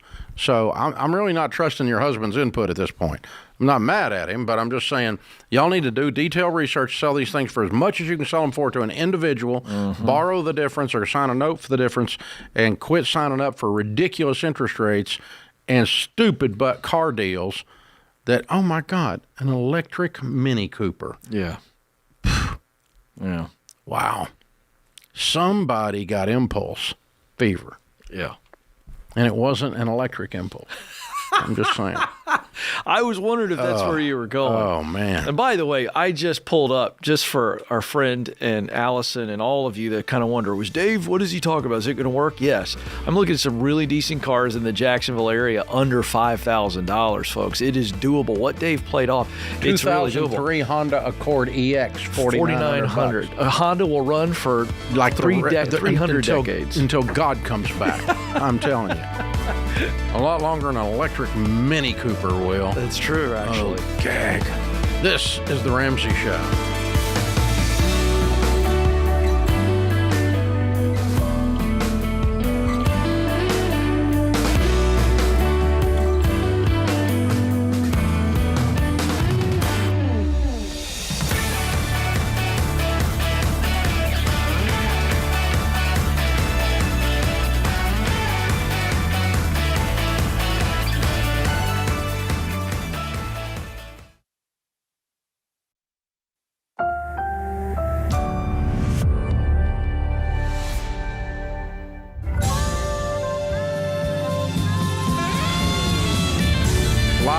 From the headquarters of Ramsey Solutions, it's The Ramsey Show, where we help people build wealth, do work that they love, and create actual amazing relationships.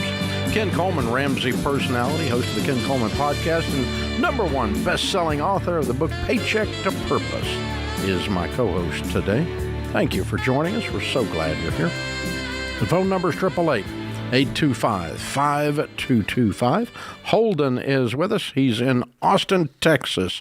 Hi, Holden. How are you? Hi, I'm good. Thanks, Dave. And Ken, thanks for having me on. Sure. What's up? I am 39. I live with my wife and 2 daughters. We are debt-free, thanks to my wife and to your plan. We do owe $260,000 on a house worth about $550,000. I'm an industrial designer with a master's degree. I was making $80,000 about a year ago before I was laid off. And I made about $50,000 contracting this past year. And I'm considering a career change. Between my undergraduate and grad school, I was a substitute teacher for a few years, had some long-term jobs, and I love teaching. I've had some my design career, I've had some good moments, but I've lacked some fulfillment, and I've always felt called to go back to teaching. And I'm calling for advice on how to make that decision and how to look at it from a financial perspective. Is that K through 12? Yes, I like to teach art. Okay. And have you considered the higher education level? I have. Was looking at a community college here and haven't been able to get my foot in the door.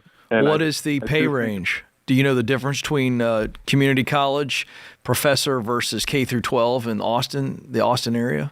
Yeah. Starting, it would be about $10,000 more at the community college. Well, what are those totals? So what's the number? About $53,000 for K through 12, and maybe 12 more, around 65 at the community college. Okay. And you've substitute taught enough to know that you really like that environment. And the reason I'm asking this is because I absolutely respect the calling, and if you've tasted enough of it to where you know the good, the bad, and the ugly, I think it's a different, deeper conversation. But candidly, the public school environment across the nation as a whole is not very good. The National Education Association's own numbers show that 52% of the current teaching population are considering leaving because it is a very difficult environment. And so I'm leading with that because I want to make sure you know what you're heading into. Right. Do you? I did teach I taught in some difficult schools in Baltimore City. Okay. I had long-term jobs during that stretch, teaching for half a school year 2 times. So, I understand that it is difficult, but I feel ready. Okay, if you had both options on the table, and let's go a step above community college. Let's go higher ed, community college level, and then K through 12. If you had a job waiting at all 3 of those levels, which one would you choose? I would choose the K through 12. Because of that age group, you really have a real draw to that age group? Because of that, yeah. And to teach art. Yeah, no, I get that. I'm sorry. They don't teach art in a 4-year university? Well, my degree is in industrial design, so... I know. That wasn't what Ken asked you. Yeah. You qualified this, and you qualified to force you into this answer that you've predetermined is the way to go that makes you happy. Because you've got income. I don't know why you can't teach art in a 4-year just because you have an industrial arts degree. Right. And no, I would definitely be open to that possibility, teaching at higher. Well, you higher have to look at that, because here's what I'm getting at when I ask this question. Is it about instructing the specific topic that gives you the joy, or is it about instructing kids in a certain age group in the topic? That's really important, because if you look at the numbers, you were making 80 before you got laid off, and then you made 50 as a contractor. What I'm trying to do is show you that you can do something you really enjoy and make close to 80. There might be some short-term sacrifice, but I think you got to look at all your options, and I think you've limited your options is what I'm trying to help you see. Right. Yeah, I understand. There's a weird thing that Ken and I have observed over 20 years, and he and I have talked about it many times, that sometimes, more times than not, for some reason, I don't understand the reason, people get in their heads that in order to do something that they love, it automatically means they make less. And I don't know where this comes from, because it ought to be just the opposite. If you're doing something you love, you ought to automatically make more, because you would be enthused and creative and motivated and everything else. But we trap ourselves into this. The only way I can do something I love is I have to sacrifice my income. And that's just not true. By the way, Holden, I'm a teacher. Yeah, that's right. I teach for a living. I'm probably the best paid teacher you'll ever meet, but I'm that's what I do. It's one of my gifts. It's one of my spiritual gifts, leadership and teaching, and I'm very good at it.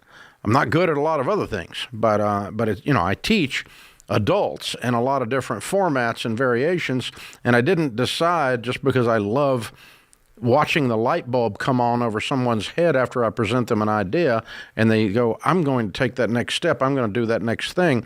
A good teacher loves that moment like you do and I do. But I didn't decide that meant I had to make less. There's another path here, Holden, that I would suggest to you.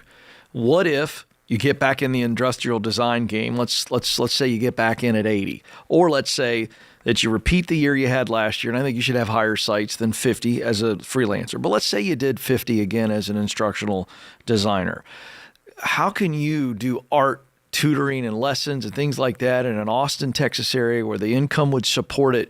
Could you make $30,000 or more over the next 12 months as you begin to take that love of instructing art and you begin to teach some kids and some wealthy families private lessons? So there's a couple ways to get to this.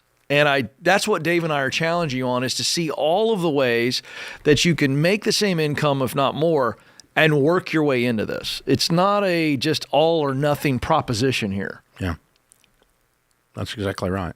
By the way, just to be very clear, the data that you're citing on the teachers leaving the classroom are not leaving the classroom. The indications are because of the children. No.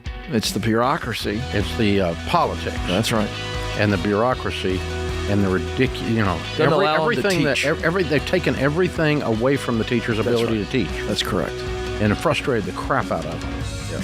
And so, because they're all worried about some kind of virtue signaling rather than actually doing the job of teaching.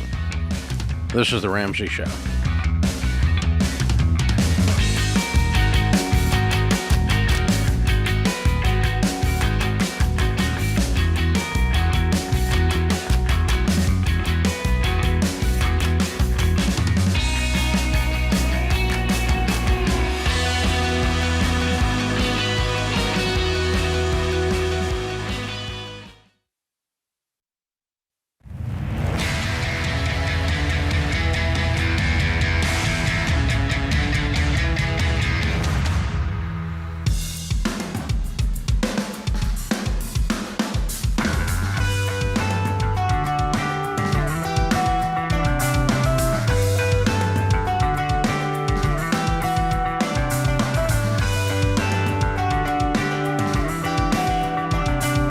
Ken Coleman, Ramsey Personality, is my co-host today. Thank you for joining us. We appreciate you hanging out.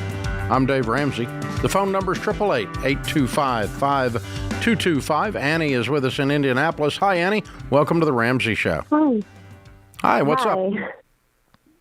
Well, thank you for taking my call. So I am just looking for advice on how to talk to my teenage foster son about money in a way that isn't shameful towards his, reality, I guess.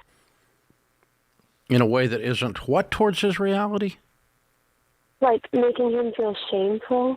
Shameful. Yeah. Oh, I see. Making him feel bad, yeah. Okay, so he's coming from a poor environment, and you don't want to make him feel bad for that. That's good. That's sweet. Good for you. Okay. How old is he? He's 15.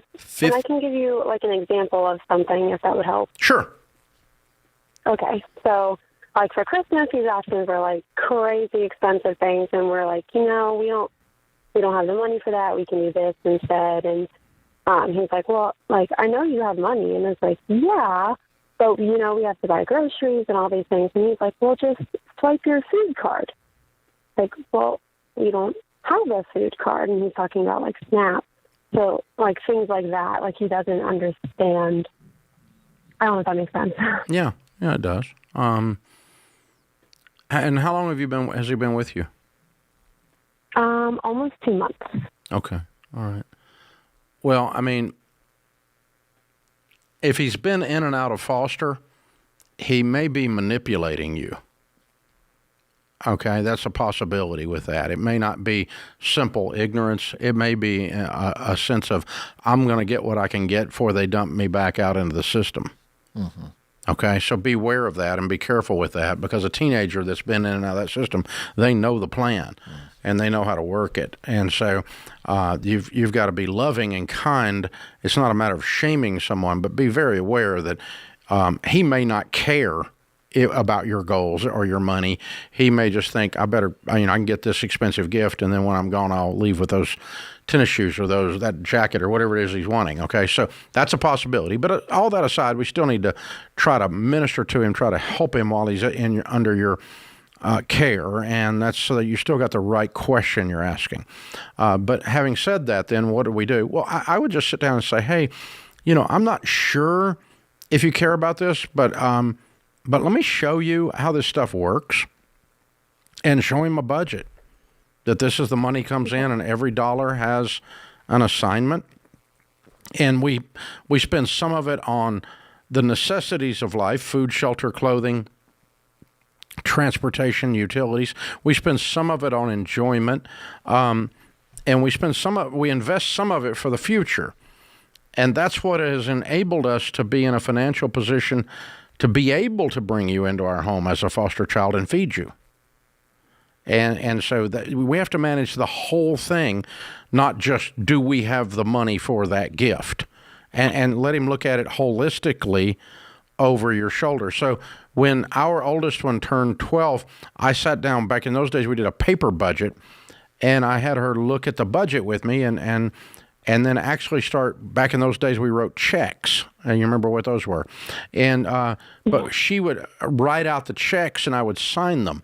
And I'll never forget that she's like 11 or 12 years old, and she's a sweet kid, and she's looking at this, and she goes, "The electricity is $340, Dad?" And I'm like, "Yeah, that's just for 1 month, honey." She goes, "Oh, man, I see why Mom's yelling at us to keep the door closed all the time. Unbelievable. And turn off all the lights. I now know why she's saying that." I'm like, oh. So she related it, this request for her, to behave and not act like you're raising a barn, she finally related it to an actual economic thing, and she went, good Lord. Because this kid probably has no idea what your electric bill is. He may not care. But he has no idea what the electric bill is. And so when he actually sees that, and you go, that's why when you are staying with us, it's warm in this house, because we pay that bill. And so I would introduce him to the whole picture of generosity, of future thinking called saving and investing, of making sure necessities are taken care of before we do luxury things. And then we may not choose to buy expensive gifts so that we can do these other things. And he might, come away going, oh, that's how rich people do it. Yeah. And Annie, I would recommend don't commit to this long term, and because I understand the volatility sometimes of these situations. But if I were you, I would come up with a small amount, not a huge amount of money. What's small? Give me an example. Well, I don't know their budget. What do you guys make? What do you guys make income-wise? Like a year? Yeah. Around 85. Okay. Let me just say maybe you do this for 2 months and take $100, okay? And I would sit down and explain the concept of give, save, and spend, and living on 80%. Just as an example, say, hey, I want to teach you some basic concepts. And I would say, here's what we're going to do. For 2 months, And $100 may be too much. Maybe it's $50. Okay. The point is I would give that child a chance to make some mistakes. I'd teach them how to do it. Say, okay, if we're going to give you $50 for a month, you're $50. I think you should save 10%. I think you should give 10% to somebody. You choose who you want to give that to. And the rest of it is we're going to let you just spend that how you want to with your friends or whatever. And just I want you to learn how to manage this money, because long term, and then show them based on a $30,000 salary, a $60,000 salary. I would try to teach with some real money, knowing that you've budgeted for it. If he blows it, he blows it, but he learns something through failure. I just think that's a valuable experience for some of these kids to realize how quickly money gets spent. Because let me tell you something. This kid goes out with only $50. Well, $100, it's going to go quick if they want to go to a restaurant with their buddies. Our kids are learning that with the money they've made, Dave, working. They realize how quick it is. Oh, you want to go to the little place with your friends and you oh, yeah, an appetizer, a meal. Oh, you're broke. Yeah. And Annie, I guess one other thing, because this is great, such a great question. Thanks for letting us go off on it. I would tell him, say, when I first started my adult life, I didn't have any money. And so what I did, though, was I started looking at what rich people do, because rich people handle money. That's how they get rich. And so here's what I learned from the rich people. They always give some, they always save some, and they're always wise with their spending. And then you could implement what Ken's talking about in that setting, and you can just teach him. This is what I learned. I learned if someone's doing something well, you can copy what they are doing, and then you can be like them. If you want to be skinny, eat what skinny people eat, right?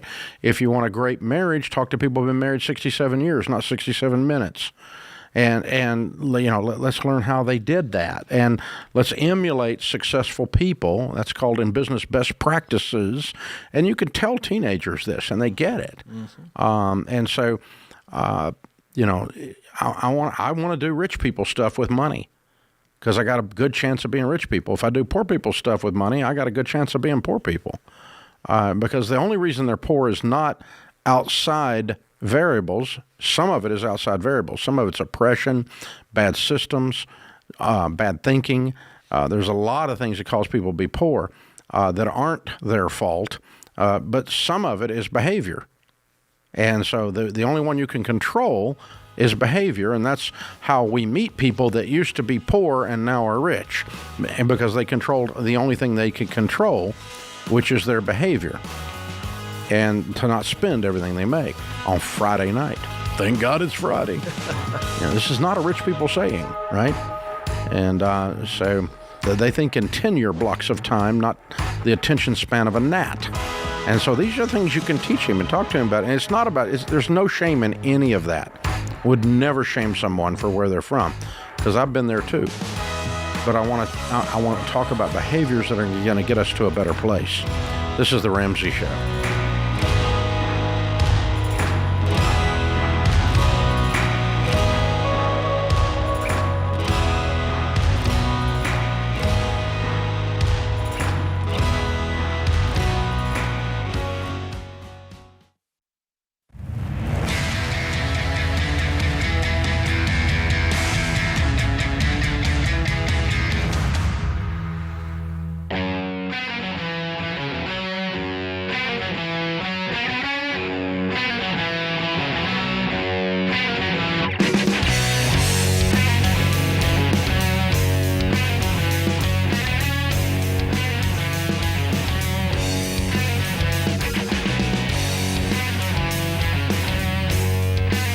Ken Coleman, Ramsey Personality, is my co-host today.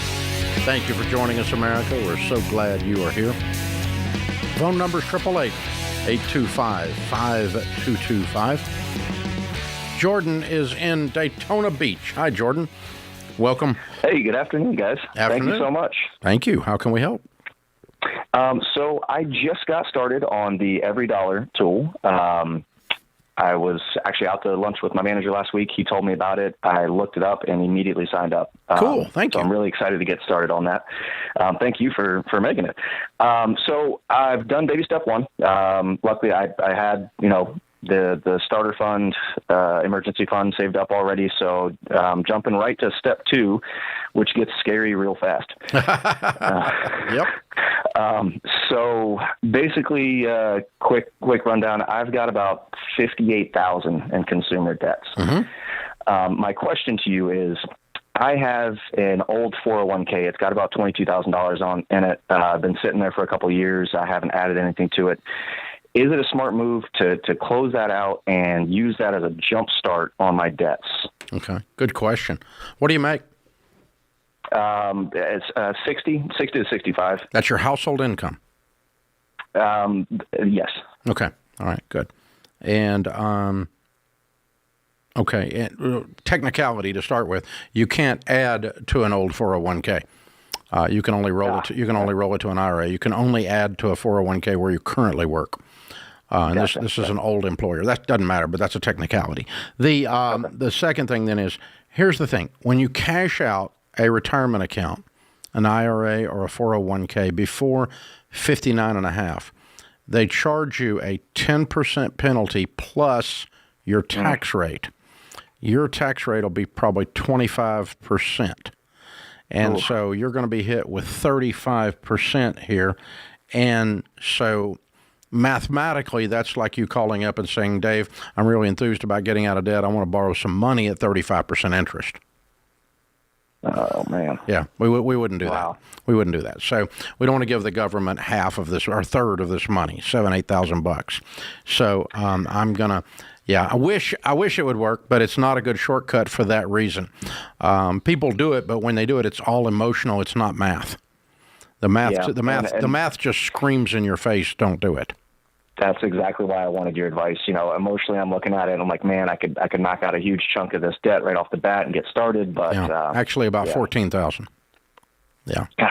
Because the government would get 7 or 8, and so and roughly in where we are. So that's the problem.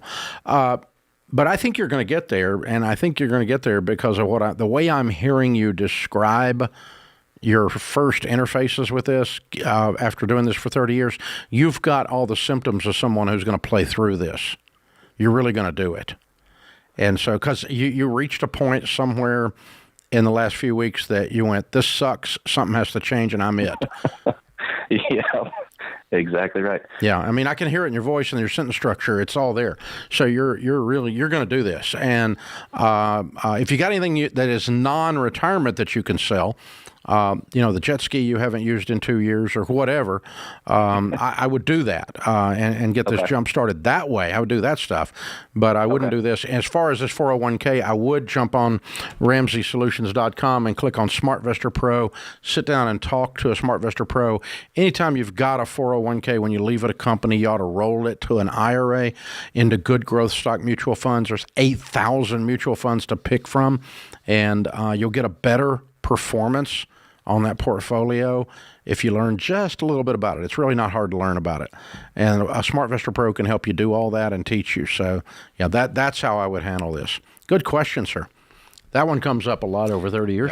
Yeah, it does. And it's smart because this guy is thinking, he's now, I love what you said.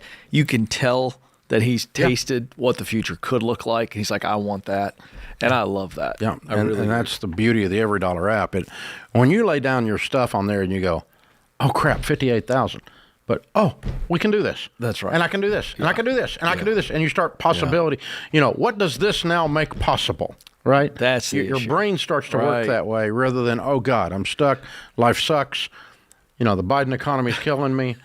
The anxiety of my father-in-law, everything. I mean, everything's killing me here. It's just like everything. Isn't that what budgeting does, Dave? It opens up possibilities. People realize now they're in control. Yeah, it gives you a sense of, it's the weirdest thing. Somebody can be about to be foreclosed on, and when I lay out their budget and show them, A, we're not going to get foreclosed on, but B, here's not only the way to stop that, but you're going to make it all the way around the corner and start moving towards wealth. You're not even there yet. You're only 6 hours in, and your anxiety level has dropped way down just because you can see the future. It's called hope. Mm-hmm. Renee is with us in Nashville. Hi, Renee. Welcome to the Ramsey Show. Yes, hi. It's so great to talk with you. You too. What's up? Okay, so this is my second time doing the baby steps because the first time I did not follow instructions. Well, that was coming clean. Very, And I want to get a bigger shovel. I want to shove more money at my debt. I've already paid off $5,000. I have a total of $21,000 of credit card and personal loans, and then my mortgage. And I mainly want to pay off the mortgage. And I want to do this as quickly as possible. How much is the mortgage? The mortgage is $65,000. Oh, great! What do you make? $60,000. About half of that is tax free. What do you do? I work for a pharmaceutical company from home. I work remote. Absolutely love it. It saves me so much money on gas and food and everything. And then the other half is VA. Okay. 90% disabled. So that's what you mean by the tax-free income. Yeah. Okay. So when someone says they want a bigger shovel, that means I want to make some more money, bring in some more money. So based on your experience and what you're doing now, what comes to mind for you if you think about the freelance opportunities that are out there? Because we live in an age right now where freelance work is very, very available. So what could you do? What do you bring to the table as a skill set that you could start to look for freelance opportunities or even a better full-time job? Well, I have a lot of friends that do DoorDash. Some of them, it has been a blessing and very lucrative for them. Others, it's not so much. But that's not a skill set. I can drive a car. I wouldn't call that a skill. In fact, my wife doesn't think I'm a very good driver, if we're being honest. So what are your skill sets that you know? Okay, I'm good at organizational things, or I'm a project manager. That's what I'm asking you, because that's where your opportunity is to make more money. Okay, I'm good at my job. I'm good at processing medications. Great. That's where I'd be looking. I mean, listen, if you could go from working at home to full-time or taking on another work-from-home job, that's where you need to be looking right now. What's available in my space where I know I have the qualifications, I don't have to learn anything, I just have to say I'm willing and I can come in and make a difference. That's where you start, because that's where we double our income potentially. If you can't double it, anything else right now is extra. That's what you need to be doing, Dave, when you're thinking bigger shovel. Yep, that's right. And it may involve stepping outside of some of your comfort zone. Very few things of growth happen inside the comfort zone. And so it may involve that you do something that's a little bit uncomfortable in order to have the comfort of being completely debt-free. So, I mean, if you found $100,000 extra money in the next 3 years, you wouldn't even have a mortgage. That would be very cool. I'd be willing to be uncomfortable for a couple of years to do that. Ooh, this is The Ramsey Show.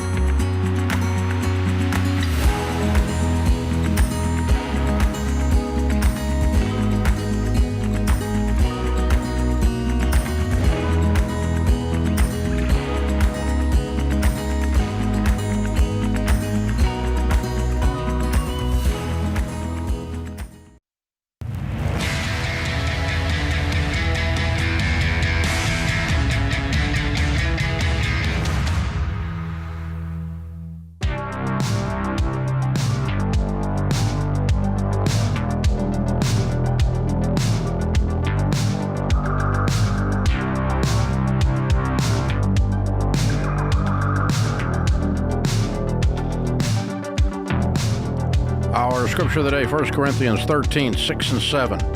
Love does not delight in evil, but rejoices with the truth.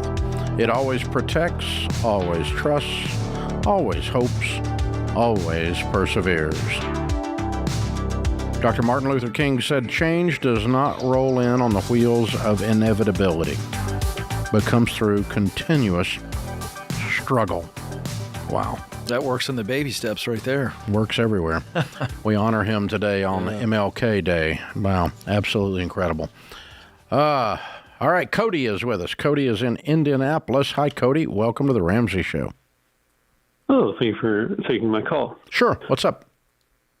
So I've been listening to your show since about 2020, and I paid off my debt except for my mortgage and found a way to go to college debt-free. Nice. Through Starbucks College Achievement Program, and I got my degree in corporate accounting. Good for you. When I graduated, I started working for an accounting firm in tax and bookkeeping, and I found myself hating every morning to have to get up and go to work. So my wife and I decided that it would How be did you best go for me- through all that trouble to become an accountant and not realize you hated accounting? It was more about the leadership and not. Oh, so it's feeling not like you I- hated accounting, you hated that company. Yes. Oh, okay. All right, I'm back with you. Okay. And So you left, I hope. Decided that, yes, I did. I quit and decided I'm going to finish my CPA license and give myself some focus. But I just also needed to get out of the house, so I got a job as a baker. While I was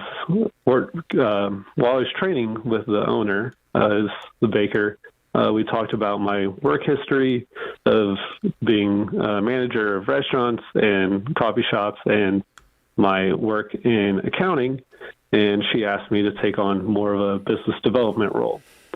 And so now I truly love what I do, but I find myself constantly thinking about work and doing things all day long at all hours of the day with the work. Well, what does And a baker need with business development? Yeah, that's my question as well. What are you she asked- developing? Well, she owns a series of restaurants, and I am helping her to try and grow her business. What does that mean? We have a goal of increasing revenue this year, and so she wants to use my skills and do that in the. Yeah, that's not development business and, like, grow her development. business. That's marketing. Business development is where you bring in investors or you bring in outside money of some kind. I mean, developing the business by adding revenue is just marketing. You're trying to get more customers, right? Well, I'm doing bookkeeping. I'm writing standard operating procedures. I'm working on developing new products. For a bakery. So that means we got to sell more bread, more cakes, more muffins, right? She owns a series of restaurants. Right.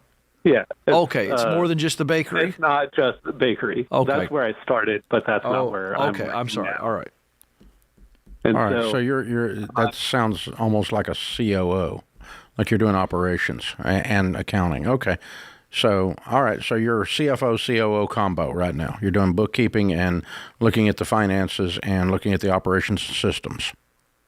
Yes, okay. that is correct. All right, I'm with you. Okay. And you all named that business development. Okay, now I'm caught up. So what's your question then? So I love what I do, but I feel like I am doing a lot more than what I'm being paid at. When I was making $16 an hour, I was, just in the bakery, I could clock in, clock out, and it was off my mind. And now I'm working all the time, or what feels like all the time, and doing a lot more intensive work than I was before. Is she paying you $16 an hour still? Yes. And so I wanted to ask, how do I negotiate compensation for that? And how long has that been going on? I've just gotten into this role about a month ago. Oh, okay. But we've set some goals. And so why did you all not talk about compensation when we talked about changing your complete job description? That is why I'm calling now. I realized that it was a communication thing, and think that I just need to know how to go about. All right, so how many restaurants? Let me try to break this down for you. How many restaurants does she own? 2 with a third one being opened. Okay. So what you've got to do is you've got to do your homework, your own numbers guy, and I would start with, the revenue. I'd find out if she'll tell you certainly Well, what your he's in the gross books. revenues. Yeah, that's fair. That's true. You're in the books. Thank you, Dave. But the grace on the gross revenues of restaurants like that, and someone who's operating like a general manager or there's no COO for somebody who owns 2 restaurants. So I'd be looking at what that is paying out there in the marketplace. You've got to start with a baseline. And I can tell you it's not $16 an hour. So you've got to start with some real research that is What's her top pretty easy line to figure out. for the whole package right now? Just over $1 million. Okay. All right. So what does a COO make for a company that's grossing $1 million a year? Yeah. It ain't $16. Okay. Yeah. All right. Agreed. Yeah. So let's look that up and then go, hey, I looked at this and this is what it appears. I found these 3 different restaurant companies that are doing about $1 million and they're paying a COO or CFO, this kind of a thing. It appears I'm doing those types of jobs here. If that's not what you think I'm doing, then let's talk about it. But if I am doing that, then this is the market rate for that. How do you feel about that? Okay. One thing I'd pull out of the conversation is just because you're thinking about it all the time and you want to put all this work in, that doesn't mean that, that plays into your compensation package too. I know you're excited about it, but also understand that, this compensation you're looking at is based on you not thinking about it every second of the day. If you want to think about it every second of the day, that's on you. But make sure you don't kind of fall into that, well, I'm thinking about it all the time and I'm working 60 hours. If she's not asking you to work 60 hours, my point is be level-headed about that. You can care deeply about something and still go home and have dinner with your wife and turn it off. Right. I mean, I do, and I own and run this place for 30 years. That's right. So, I mean, and it's a little more than $1 million top line. So, I mean, I turn it off at night. I don't think anything about it. On Sunday when I'm in church, I'm not sitting and thinking about, the payroll here or something. I'm just not. Yeah, the other thing, Dave, I wanted to get you. Nor have I ever. Yeah, right. And here's the thing. He was talking about, listen, I was on my way to being a CPA. He's still doing that. And then he gets this opportunity. The bakery situation was just a stopgap. Really proud of him for that. But you get an opportunity like this, and it may not be the greatest opportunity. I think it's exciting to him. But I'd also, in this advice we've given him, to go, wait a second, where am I at on this whole CPA path? Yeah, and I was heading this direction. Is this a distraction? I wonder. It's exciting. It's a challenge. It's a guy who's challenged by this, and I get it. But is it the right path? Yeah. You don't want to end up in something by default. Yeah. You want to end up in something because of intentionality, and you are in this by default. It doesn't necessarily mean it's bad, but it does give us both a reason to give you pause and say, hey, you had a path, and bread baking threw you off of it. That's exactly right. And so, do you want to do this? And are you intentionally going to turn down a different road than you were on before? That's okay. I mean, Yogi Bear said, when you come to a fork in the road, take it, right? So yes, great call. So, well, one of the lessons here we all have to learn, Cody, is that we all desire to be wanted. And when somebody comes to us and says, hey, I know you're baking for me, you're doing a good job, but the fact that you got this degree in this and this, you could do this for me. And there's something to that, to be valued and to be wanted, and that can be a distraction. And sometimes saying yes to something good is the enemy to this idea that we had that was great for us. And that's why I'm asking, just consider it. Yeah, one of the systems you need to put in place is don't move any more employees to new positions without compensation packages.